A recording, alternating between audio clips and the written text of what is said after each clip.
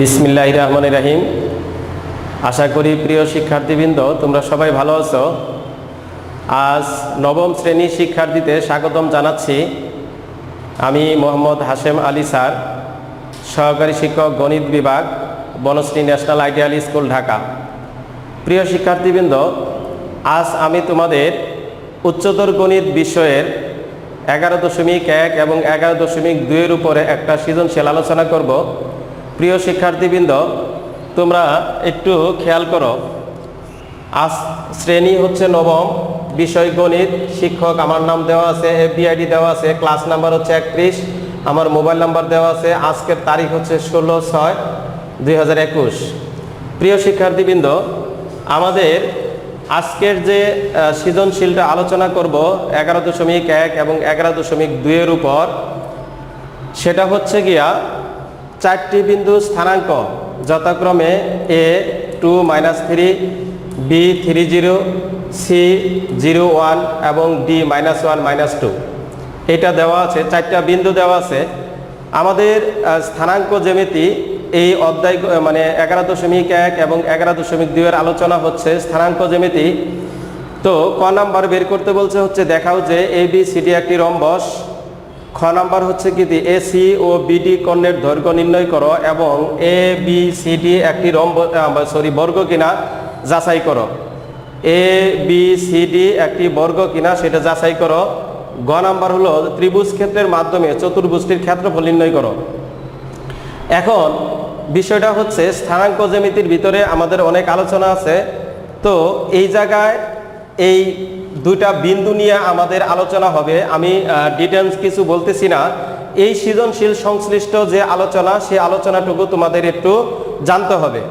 যেমন এখানে P একটা বিন্দু, এর স্থানাঙ্ক হচ্ছে কত xy, Q একটা বিন্দু, এর স্থানাঙ্ক হচ্ছে x2 y2। যেহেতু দুইটা বিন্দু দেওয়া আছে, এই জন্য দুইটা বিন্দুর জন্য x1 y1 এবং x2 y2 ধরলাম।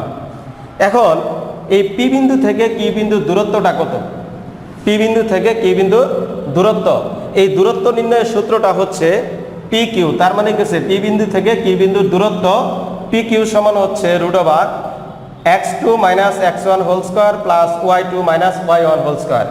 দ্যাট মিনস এইটা মাইনাস এইটা হোল স্কয়ার এবং y2 - y1 হোল স্কয়ার। এই সূত্রের উপর ভিত্তি করেই আমরা আজকের এই সৃজনশীলটা আলোচনা করব। আশা করি তোমরা মনোযোগ দিয়ে এই সৃজনশীলটা দেখবে। এখন ক নাম্বার, মনে করি ABCD যথাক্রমে AB BC CD এবং DA বাহুর দৈর্ঘ্য এবং কর্ণ AC সমান E এবং কর্ণ BD সমান কত F। এখন XY সমতলে আমাদের এটা X এবং Y, XY সমতলে A2 - 3, B3 0, C0 1 এবং D-1 - 2 বিন্দুগুলোর অবস্থান দেখানো হলো। এখন আমরা কি করব, ক নাম্বার প্রমাণ করব যে ABCD একটি রম্বস। তো রম্বসের ক্ষেত্রে কি, যে রম্বসের প্রত্যেকটা বাহুই কি হয়, সমান। রম্বসের প্রত্যেকটা বাহুই সমান। এখন যদি আমরা এখানে A থেকে B, B থেকে C, C থেকে D এবং কত D থেকে A, এই প্রত্যেকটা 4টে বাহু আছে। 4টে বাহুর দূরত্ব আমরা বের করে দেখব। যদি সমান হয় তাহলে আমরা বলতে পারবো যে এটা আমাদের রম্বস। এখন আমরা দেখি, সুতরাং AB বাহুর দৈর্ঘ্য A সমান, যেহেতু আমরা AB কে A ধরেছি, A সমান √, তাহলে আমাদের AB তাহলে হচ্ছে এটা হচ্ছে x2, এটা হলো y2, এটা x1 y1। তাহলে আমরা কি করব, আমাদের সূত্রটা হচ্ছে কি, যে x2 থেকে x1 বিয়োগ, তাহলে আমাদের হবে কত 3 - 2 whole square plus y2 - y1, তার মানে 0 - 3, 0 - 3 আমরা এত একক। তাহলে আমাদের কি আসে 1 whole square plus 0 plus 3 whole square. এখানে 1 এর বর্গ করলে কত 1 হয়, আর এখানে যদি আমরা কি করি 3 হোল স্কয়ার আবার একটু লিখলাম, তাহলে আসতেছে এখানে কত 1 প্লাস 9 এত একক সমান 10 একক। এখন আমরা দেখব কত বিসি এর বাহুর দৈর্ঘ্য। বিসি বাহুর দৈর্ঘ্য, বিসি বাহুর দৈর্ঘ্য আমরা বি ধরছিলাম, তাহলে বি সমান আসবে আমাদের কত x2 মাইনাস x1। তাহলে এখানে কি হবে, এইটা থেকে x2 কত 0, x2 0, x1 কত 3, তাহলে হবে আমাদের 0 মাইনাস 3 হোল স্কয়ার প্লাস কি হবে y2 minus y1 whole square. তাহলে আমার আসতেছে minus 3 whole square plus 1 whole square এত একক। তাহলে আসতেছে 9 প্লাস 1 এত একক, তার মানে হচ্ছে √10 একক। এখন আমরা কি করব, সিডি বাহুর দৈর্ঘ্য নির্ণয় করব।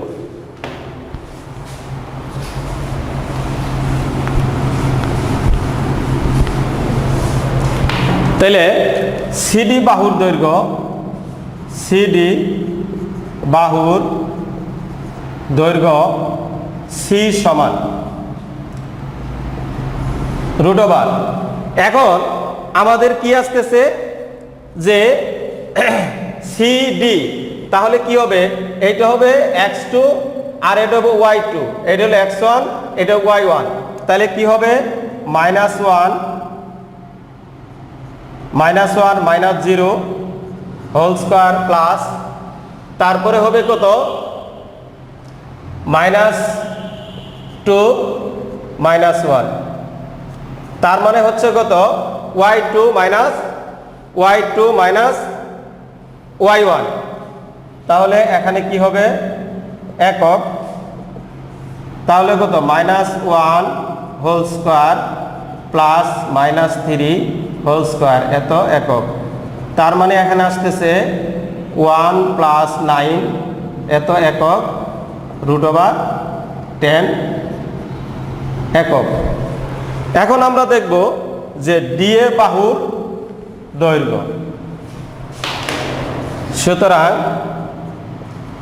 ডিএ বাহুর দৈর্ঘ্য, ডিএ বাহুর দৈর্ঘ্যটা আমরা কি ধরছিলাম ডি, ডিএ বাহুর দৈর্ঘ্যটা আমরা ধরছিলাম ছোট হাতের ডি। তাহলে এইটা আসবে হচ্ছে, তাহলে কি ডি এ, তাহলে এটা হবে কত, এটা হবে x1, তার মানে হচ্ছে যেমন ডি কত -1 -2 আর এ হচ্ছে 2 -3, তাহলে এটা হবে কত, এটা হবে কত x2, এটা হবে কত y2, এটা হবে কত y1, এটা হবে কত x1। তাহলে আমার সূত্রটা কি, x1 থেকে x2 থেকে x1 বিয়োগ, তার মানে 2 minus 1 whole square, 2 minus 1 whole square plus কি হবে -3, তারপরে হবে -2 হোল স্কয়ার, এটা একক। তাহলে আসতেছে আমার এখানে 2 প্লাস 1, কারণ এই মাইনাস আর মাইনাস আমি ডিটেন্স ভাবে করেছি, -1 আর মাইনাস মাইনাসে গুণ করলে প্লাস হয় এত হোল স্কয়ার প্লাস -3 মাইনাসের হচ্ছে 3 মাইনাসের প্লাসের কত 2 এত হোল স্কয়ার। তাহলে এখানে আসতেছে আমার 3 whole square plus -1 whole square এত একক। তার মানে হচ্ছে 9 + 1 এত একক। সুতরাং সমান হচ্ছে কত √10 একক। তাহলে প্রিয় শিক্ষার্থীবৃন্দ খেয়াল করো, আমরা কি বলছিলাম রম্বসের প্রত্যেকটা বাহুই সমান। তাহলে আমাদের কি আসছে, তাহলে আমরা দেখি আমাদের কি আসছে, এবি বাহু, বিসি বাহু, সিডি বাহু এবং ডিএ বাহু সমান কি আসছিল √10। সুতরাং এ বি সি ডি একটি রম্বস। তাহলে কি বলছিল, দেখাও যে C A B C D একটি রম্বস। সুতরাং এ বি সি ডি একটি রম্বস দেখানো হলো। এই আমার 1 নম্বর, মানে আমাদের ক নাম্বার শেষ। এখন কি করব, আমরা এসি এবং বিডি কর্ণের দৈর্ঘ্য নির্ণয় করব এবং এ বি সি ডি একটি বর্গ কিনা সেটা আমরা যাচাই করব। তাহলে আমরা এখন খেয়াল করি খ নাম্বার।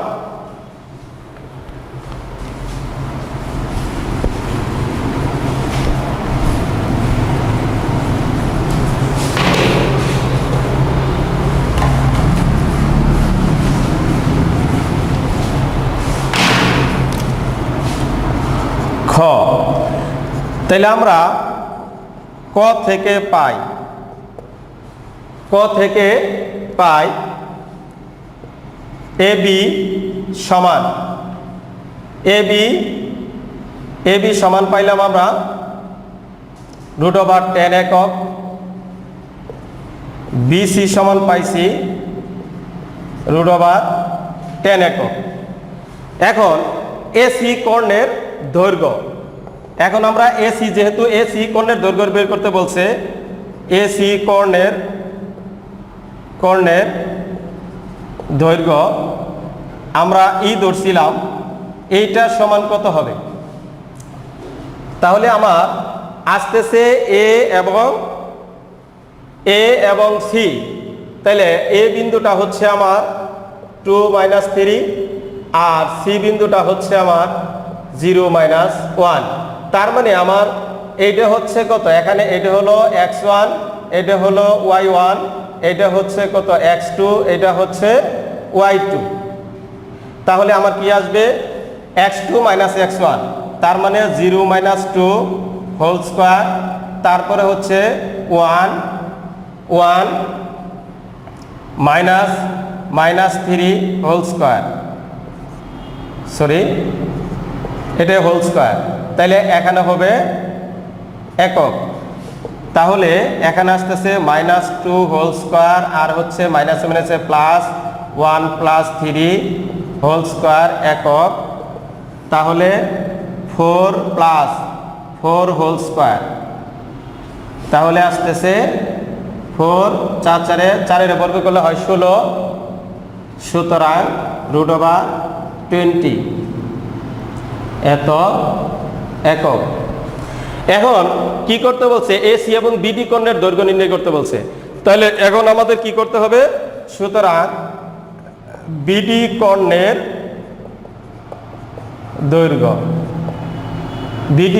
দৈর্ঘ্য ধরছি আমরা f সমান আসতেছে। এখন কি হবে, আমার বিন্দু দুইটা হবে বি এবং ডি। তাহলে বি হচ্ছে কত 30 আর হচ্ছে ডি হচ্ছে -1 -2। তাহলে এইটা আমার x1, এটা y1, এটা হচ্ছে x2, এটা হচ্ছে কত y2। তাহলে আমার সূত্রটা হচ্ছে কত x2 - x1। তাহলে আমার এখানে আসবে হচ্ছে, তাহলে আসবে -1, তারপরে কত -3 হোল স্কয়ার প্লাস, তারপরে হচ্ছে -2 - 0 হোল স্কয়ার এত একক।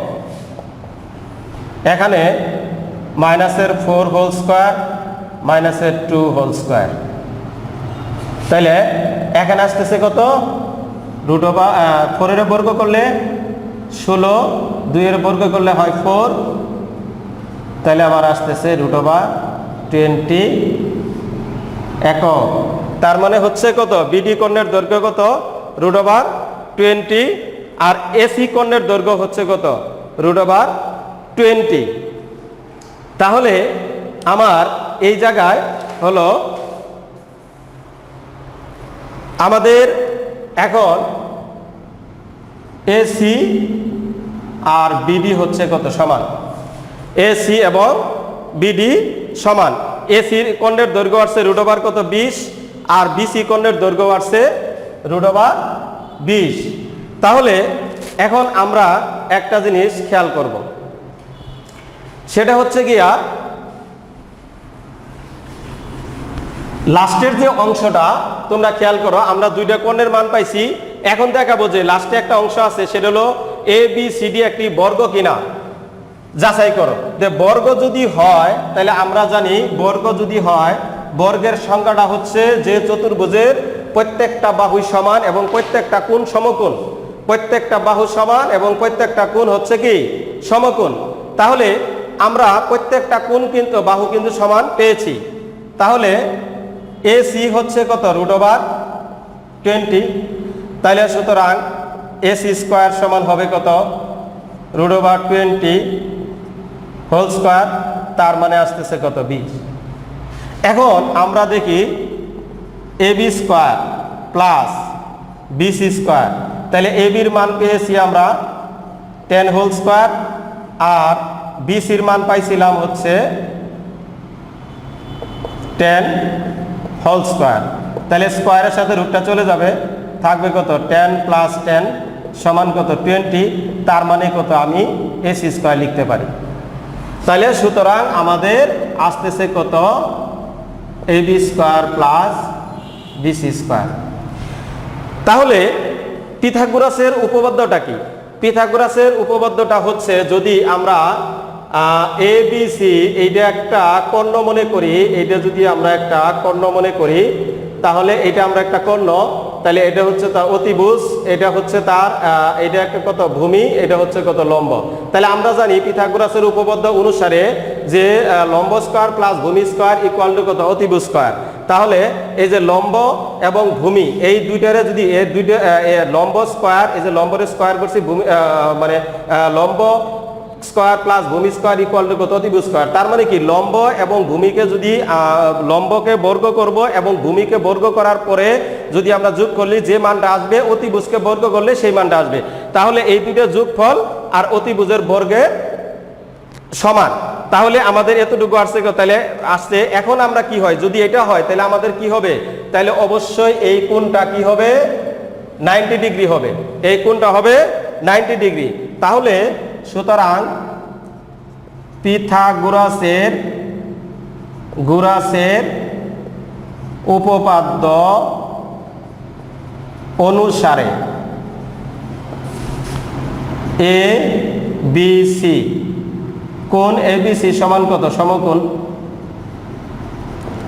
তাহলে কি হলো যে একটা কোণ যেহেতু সমকোণ এবং প্রত্যেকটা বাহু সমান, তাহলে আমাদের বর্গের মানে সংখ্যাটা হচ্ছে যে চতুর্ভুজের প্রত্যেকটা বাহু সমান এবং প্রত্যেকটা কোণ কত? সমকোণ, তাকে কি বলা হয়? বর্গ বলা হয়। তাহলে আমরা এটা যে একটা সমকোণ, এটা প্রমাণ পেলাম পিথাগোরাসের উপপাদ্য অনুসারে, আর আমরা প্রত্যেকটা বাহু সমান পাইছি। তাহলে সুতরাং আমাদের এখন কি হবে?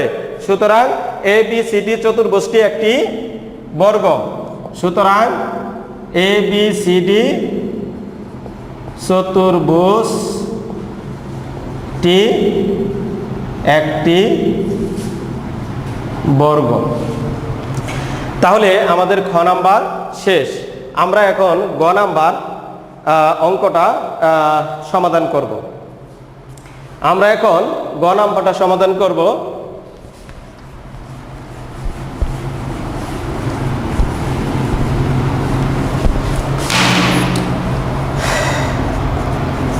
প্রিয় শিক্ষার্থীবৃন্দ, তোমরা একটু খেয়াল করো, এইটা একটা কর্ণ। তাহলে এই চতুর্ভুজটা কি হয়েছে? দুইটা ত্রিভুজে বিভক্ত হয়ে গেছে। তার মানে কি একটা ত্রিভুজ একটা ত্রিভুজ, তার মানে কি চতুর্ভুজ এ বি সি ডি এর ক্ষেত্রফল, হ্যাঁ ক্ষেত্রফলটা হবে কি একটা ত্রিভুজ আর একটা ত্রিভুজ, দুইটা ত্রিভুজের সমষ্টিটা হবে এর ক্ষেত্রফল।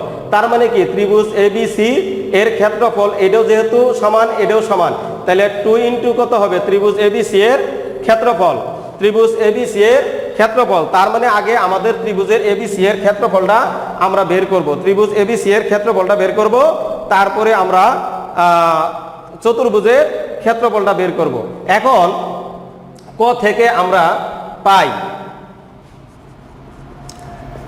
ক থেকে পাই এবি সমান এ সমান √10 আর বিসি সমান পাইছিলাম কত বি সমান √10 আর খ থেকে পাই এসি সমান ই সমান হচ্ছে এসি সমান ই সমান হচ্ছে √20। এখন ত্রিভুজ এ বি সি এর ক্ষেত্রে এক সমান a plus b plus e divided by কত 2, তাহলে আমরা এখানে এর মানটা বসাই √10 আর ই এর মান হচ্ছে, তার মানে কি ত্রিভুজের 3 বাহুর সমষ্টি 20 নিচে 2, তাহলে এখানে আসতেছে 2√20 আর এটারে ভাঙালে হয় 2√5 আর এখানে হলো 2, এখানে যদি 2 আমরা 2 কমন নেই তাহলে √10 প্লাস √5 ডিভাইডেড বাই কত 2 আর 2 কাটা যায়, তার মানে থাকতেছে √10 প্লাস √5, সুতরাং আমাদের এস আসতেছে এত। এখন আমরা ত্রিভুজ এবিসি এর ক্ষেত্রফল, সুতরাং ত্রিভুজ এবিসি এর ক্ষেত্রফল এটা একক হবে এত একক। তাহলে ত্রিভুজ এবিসি এর ক্ষেত্রফল হলো √s into s minus a s minus b s minus e বর্গ একক। ক্ষেত্রফলের একক হচ্ছে বর্গ একক। তাহলে আমরা এখানে মানগুলো বসাই, তাহলে s এর মান হচ্ছে √10 প্লাস √5 আর এখানে s এর মান হচ্ছে √10 প্লাস 5 আর এর মান হচ্ছে √10 ইন্টু s এর মান √10 বির মান হচ্ছে √10 আর এখানে s এর মান হচ্ছে √10 আর ইর মান হচ্ছে √20, এটা বর্গ একক। তাহলে কত আসতেছে √10 √5, এই জায়গায় এইটা আর এটা কাটা যায়, তাহলে এখানে আমার থাকবে √5 আর এই জায়গাও মাইনাসে √10 প্লাসে √10 কাটা যাবে, থাকবে এত। আর এই জায়গায় থাকতেছে √10 প্লাস √5 আর এটারে ভাঙাইলে হয় 2√5 এত বর্গ একক। এখন তাহলে √10 √5, তাহলে √5 মিলে হয় 5 আর এখানে থাকতেছে √10 মাইনাসে 2√5 থেকে প্লাসে √5 চলে গেলে মাইনাসে √5 থাকে, এটা হবে কত বর্গ একক। এখন আমরা খেয়াল করি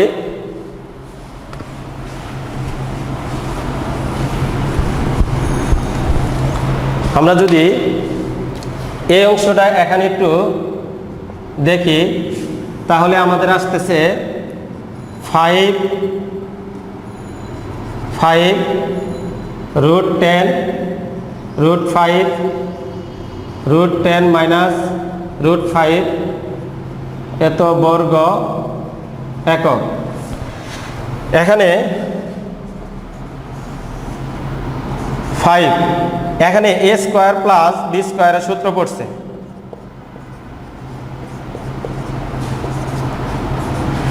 এই যে a plus b a minus b হলো a square minus b square, তাহলে এত বর্গ একক। তাহলে 5 এখানে স্কয়ারের সাথে রুটটা চলে যাবে, 10 মাইনাস 5 বর্গ একক সমান 5 × 5 বর্গ একক সমান হচ্ছে 5 বর্গ একক। তাহলে আমাদের ত্রিভুজ ABC এর ক্ষেত্রফল আসলো। সুতরাং ত্রিভুজ ABC এর ক্ষেত্রফল হচ্ছে 5 বর্গ একক। এখন আমাদের কিন্তু কাজ হচ্ছে যে ত্রিভুজ ক্ষেত্রের মাধ্যমে চতুর্ভুজটির ক্ষেত্রফল নির্ণয় করা। এই জন্য আমরা ত্রিভুজের ক্ষেত্রফলটা বের করলাম। এখন প্রিয় শিক্ষার্থীবৃন্দ, তোমরা একটু খেয়াল করে দেখো যে এই একটা ত্রিভুজ ABC, এই ত্রিভুজটা সমান, তাহলে এটার ABCD চতুর্ভুজের ক্ষেত্রফলটা হবে কত? 2 গুণন ত্রিভুজ ABC এর ক্ষেত্রফল। এখন আমরা দেখব, সুতরাং ABCD চতুর্ভুজের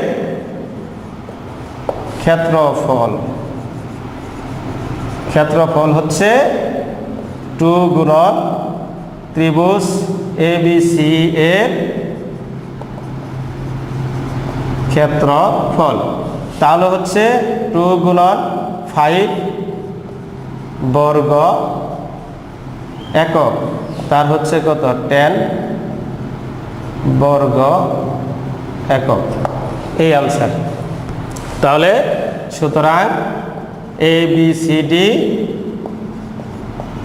চতুর্ভুজের ক্ষেত্রফল হচ্ছে 10 বর্গ একক। এই যে আমাদের গ নাম্বার উত্তর হয়ে গেল। তাহলে প্রিয় শিক্ষার্থীবৃন্দ, আশা করি তোমরা এই সৃজনশীলটা ভালো করে বুঝেছো এবং কি ভালো করে বাসায় প্র্যাকটিস করবে, কারণ স্থানাঙ্ক জ্যামিতি উচ্চতর গণিতের গুরুত্বপূর্ণ একটা অংশ। আমি আসলে আরও কিছু আলোচনার বিষয় ছিল, কিন্তু এই সংশ্লিষ্ট সৃজনশীলের উপরে যে সূত্রটা ছিল, সেই সূত্রটার উপর ভিত্তি করেই আজকের এই সৃজনশীলটা আমি আলোচনা করলাম। আশা করি তোমরা ভালো করে বুঝতে পেরেছো এবং কি ভালো করে বাসায় প্র্যাকটিস করবে।